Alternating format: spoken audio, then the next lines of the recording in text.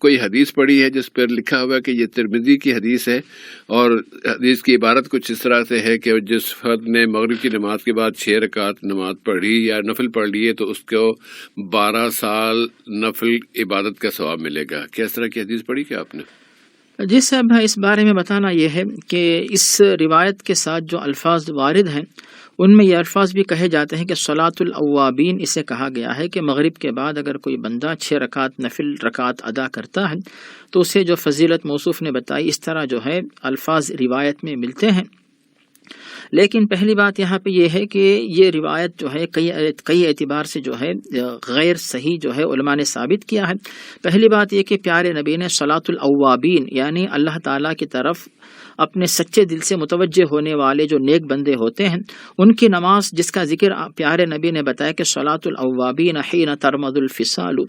کہ صبح جب سورج میں گرمی آتی ہے اونٹ کے بچے اٹھ کے بیٹھ جاتے ہیں، کھڑے ہو جاتے ہیں، اٹھ جاتے ہیں، تو تب جو نماز پڑھی جاتی ہے اس کو پیارے نبی نے صلاۃ الاوابین بتایا، جو کہ صلاۃ الضحیٰ یعنی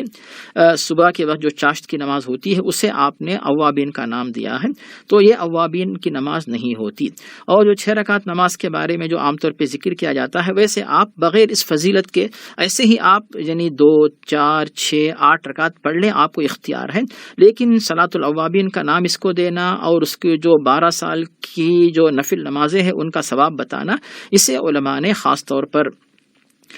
شیخ البانی رحمہ اللہ اور امام شوکانی رحمہ اللہ، ان علماء نے اسے جو ہے موضوع روایت بتایا ہے کہ یہ روایت من گھڑت ہے، اس کی سند جو ہے مستند نہیں ہے، شاید کسی نے لوگوں کو ابھارنے کے لیے، لوگوں کی ہمت افزائی کرنے کے لیے بات بنا دی۔ تو ایسی باتوں سے ہمیں اور آپ کو چاہے کہ اپنے آپ کو بچا کے رکھے۔ ویسے آپ کو اختیار نفل نماز جتنی چاہے پڑھیں، لیکن جس روایت کا نام لے کر یہ فضیلت بیان کی جاتی ہے تو یہ روایت معنی کے لحاظ سے بھی ٹھیک نہیں ہے کہ پیارے نبی نے کسی اور فرض عبادت کے لیے بھی اتنی بڑی فضیلت نہیں بتائی جو صرف 6 رکعت نفل نماز کے لیے بیان کی جاتی ہے، تو یہ روایت مستند نہیں ہے، تو اس پر عمل کرنا یہ بالکل یعنی ہمارے اور آپ کے لیے ضروری نہیں۔ لیکن اس روایت پر ایمان رکھے بغیر آپ ویسے ہی چاہے مغرب کے بعد، چاہے ظہر کے بعد، چاہے عشاء کے بعد جتنی رکعت آپ پڑھنا چاہے پڑھیں، کوئی حرج نہیں ہے۔